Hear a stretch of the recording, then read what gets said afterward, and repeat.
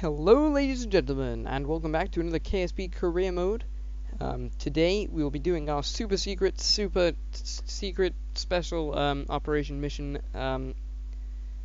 which will involve an advanced grabbing unit. Now last time I did say that we would have to go to the moon and get all of this stuff off camera, and that is exactly what I've just done.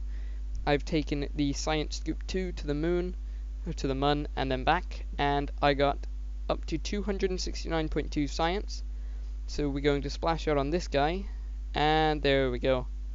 That actually unlocks some interesting stuff, but that is not the concern for this mission. This mission, in fact, has one main objective, and that is to capture an asteroid. So, to start with, I think we shall be using the Mark II cockpit, simply because we can actually properly attach this in a stable configuration without it, falling off or breaking or whatnot like that. So, sorry about my voice as well, it's a little bit hoarse today. We also need, how much fuel does this hold? I'm going to put one of these guys on there, as well as one of one of these, and perhaps this could come in handy. Now this is going to be pretty expensive because I want to put the best equipment on this, because capturing an asteroid is fairly difficult. For a start, we need to get up to incredible velocities, and then we have to focus on the whole act of rendezvousing with this craft, with this lump of rock, and that can be tricky, especially considering that the lump of rock can weigh up to like 100 tons. So we want to be pretty careful when it comes to having the right equipment for the job. Now, we also would like, what we're going to do with this asteroid is, rather than take it back to Kerbol, which would be incredibly difficult and time and fuel consuming, we're simply going to use our good old friend the mun. Why isn't this working? Come on.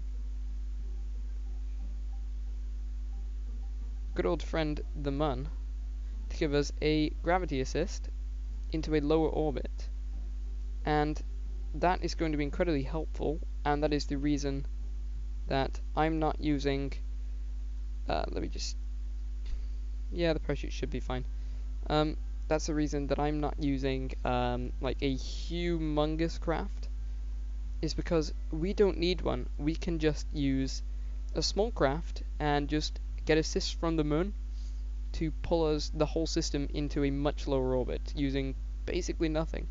So while I build this section in high speed, please enjoy some whatever music that I put in. So I will join you in a minute, and you can see me build a craft really quickly. So yeah.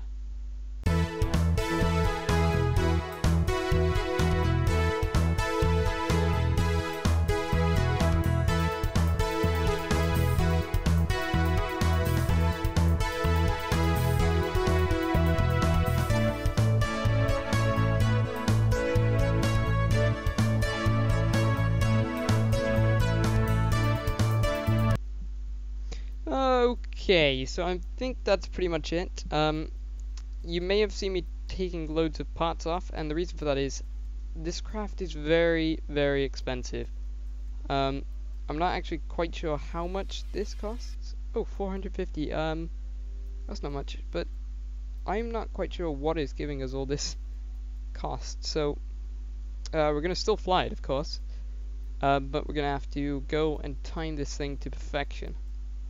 So, let's go into the tracking center. Okay, so the asteroid that we want to be capturing, Science Scoop has successfully entered interplanetary space, is called KMI, where is it? Asteroid KMI 488. It is a size class E. Oh, right. Okay, Right, I did not know this, but it is heading for a collision course, so we are going to at least go and find it and rendezvous with it. I mean, we're going to hit this thing, but holy crap. Yeah, this is a Class E, which means it will be at least 18 meters wide. So, I mean, we may need some bigger guns, but let's actually get this thing coming in so that we know which way we need to be, of course, firing our engines to get into what kind of orbit. And okay, so it appears to be coming in southwest.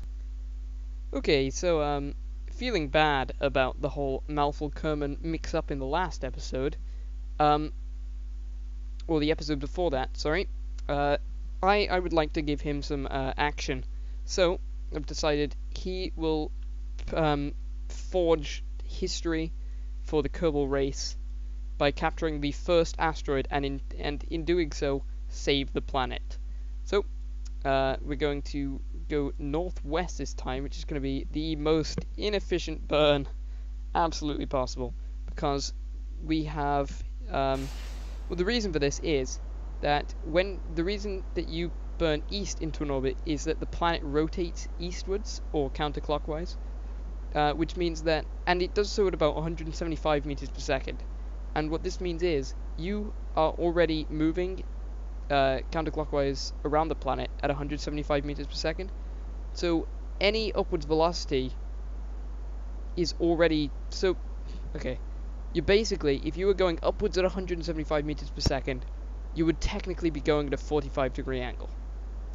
And that's just because of the way that the planet is already moving when you are, so yeah, so relative to the ground you're going upwards, but through true movement is actually east. So we actually want to be going west, which means we have to cancel out that rotational velocity and then burn into orbit, which just makes for a much less efficient insertion into orbit, just because we have to be cancelling out velocity before we actually are truly moving through space, instead of starting off with a boost, in fact. So yeah, pros and cons of going east and west, and by that I mean the pros of going east and the cons of going west. And northwards is annoying because you have to cancel out that rotation, otherwise you're going northeast. So it's not as bad as going west. So northwest is pretty much, or southwest is pretty much a nightmare. But we seem to be handling it pretty well. And we have onion staging on these, which means when these outer tanks run out, the inner tank will be fully refueled. Yep, all full fueled. The fuel gauges just give a deceptive number, and I'm not quite sure why they do that, because the fuel tanks are really full. So there we go. It shows them filled now, it's just it does that when they're attached to other parts, and I'm not entirely sure why. So if we want to have a look at our trajectory here, it is pretty much spot on. What are we ascending at? 1.7 degrees, so not bad. Ascending node is 1.5, so if I do this, if we can actually get our lined up like this, then it'll be much easier to get a an encounter. Oh, going the wrong way. But yeah, so it's going to have to be a fairly large orbit as well, just because to catch up with this asteroid, it'll be going very quickly by the time we catch up with it, and so we need to be going at the same velocity as the asteroid, which is going to make for some fuel heavy maneuvers. Also notice I've neglected to put RCS on this thing. Don't ask me why, I just did not add it because we were already conscious about cost, and I'm pretty sure I can make it without it. Not to be smug or arrogant or anything, but I've done this before without RCS. Okay, we're in space. Meanwhile, Michael is in space. So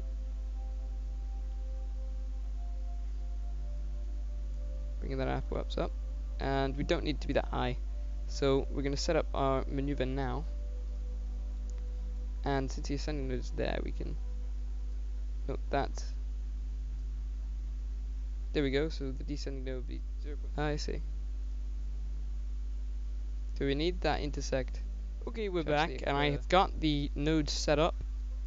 I was running out of time to do a burn, so I just put myself in an orbit to buy us some time, and then I set it up once in orbit. And I'm really glad I did that, because by this time we'd have actually been re-entering. So let's see how fast. That's getting a little bit of velocity up. Oh poo. Anyway, let's hope that doesn't mess with our fine-tuned node. Come on. Should be about 10 seconds of this. And good news is, well, not that, but I was going to say that that fuel tank had lasted us ages, only to find out that it had run out. But it did get us into orbit, which is very good. That'll save us tons of fuel. Literally tons of fuel.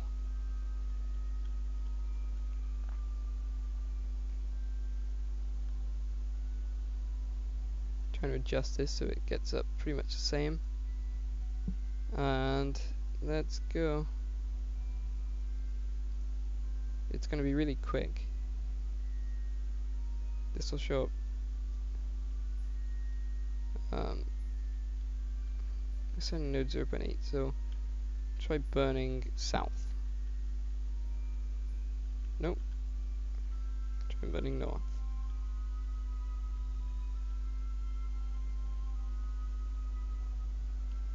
Oh, we just had it. Oh my goodness, it's just stressful. 12, 11, yeah, it's fine.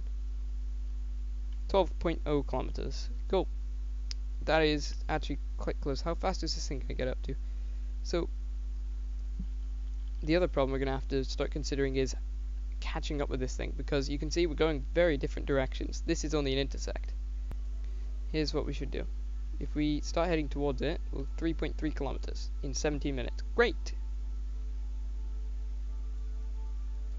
And where is it? Oh, right, we're not getting a reading yet. So,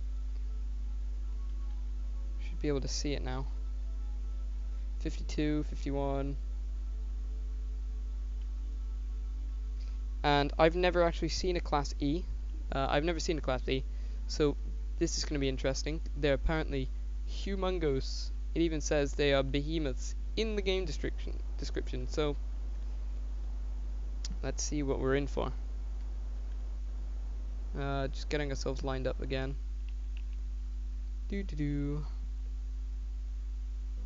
5 asteroid KMI. Whoa, that is huge. Not to be down, I'm not sure we're going to be able to do much about the movement of this thing. Holy crap. And just, yeah, that is humongous. Oh my goodness. It's going to take a bit of maneuvering to get to where we want on this, because what we're going to do now is target center of mass, so that when we're actually pushing it, it'll be perfectly lined up. And we have a pivot on this arm, this grabbing unit, which means that we can always be lined up if we really wanted to, which you do, because any rotation is just fuel wasted, right? So we're going to do this amazing thing, and which looks super cool. So we're going to go like here, so you can see. Boom! Armed. So let's head in. I've got to do pretty much all my adjustments from pretty far away. Just because I can't really do much swiveling around when I get to it.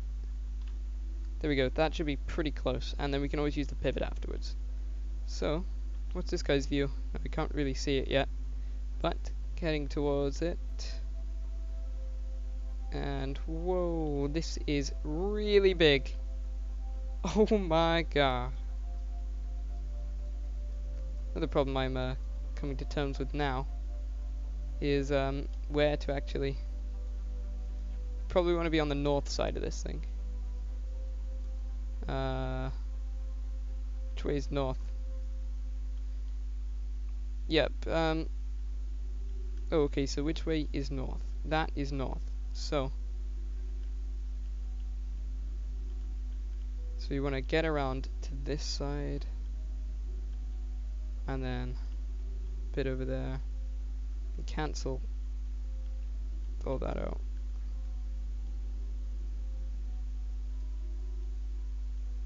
Yeah, RCS would be nice. Okay, so I want to be getting on the north side. The side that is closest to the planet Kerbin. So if Kerbin is there, I want to be getting on that side. So I'll burn over to it. Okay. I'll rotate so my solar panels are getting some power. Translate in. And then do a bit of a... God, that thing's huge. Okay, so that's pretty much on the northern face. So if I get this perfectly aligned, maybe that's a bit fast. I do not want to be heading in that fast, I don't think. Maybe a bit faster than nothing, but hey, maybe. Maybe not. Okay, so doing that. A little bit of correction there. Okay. Doesn't appear to be rotating, which is a good sign. Let's hope these solar panels are okay. Let me rotate them out of the way. Here we go. Oh, look at that shadow. Wow, that's amazing. Okay. And boom! That is massive. What is this thing's mass? Are you gonna have a look? 3,000 tons. Wow. Yeah. So basically now orbit. So I would like to be burning, hopefully I've done this correctly. I really hope so. I would like to burn south. Let's actually see what this does. Burning now does.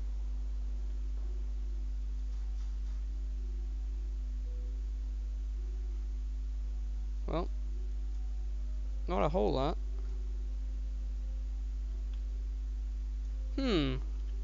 Well, oh god. This may be some tricky stuff going on, but for the moment, while we can take a break from saving the planet, let's do some of this. Let's take a can we take a surface sample? No, an EVA report.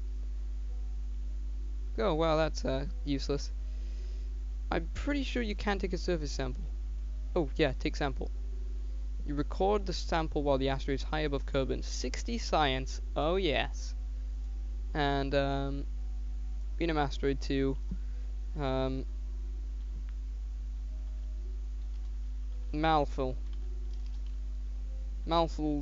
space rock. There we go. Right.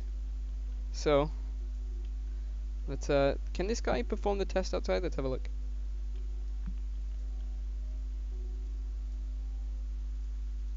Oh. Anyway, let's get him back in there. Come on, Malful. I'm pretty whoa. There we go. I wonder if I can take a crew report. My goodness, I'm gonna have to do that. Crew report. Crew reporting in from space. But there's no science, so. Okay, observe mystery goo. The Ooh, feels right at home here. While in space high above Kerbin. So, let's do this one. And that. Goo feels right at home. Goo feels right at home. And let's do a quick temperature scan. Toggle the display. Temperature scan cannot be done right now, of course. Okay. I understand. Right, so we're gonna have to really think about what to do about this whole orbit thing, but I'm afraid that's gonna have to be in next time's episode, in tomorrow's episode even. For the meantime, I've been Michael Stahl, or Truda Ding King. An asteroid is heading straight for Kerbin, probably going to wipe out all life on the planet.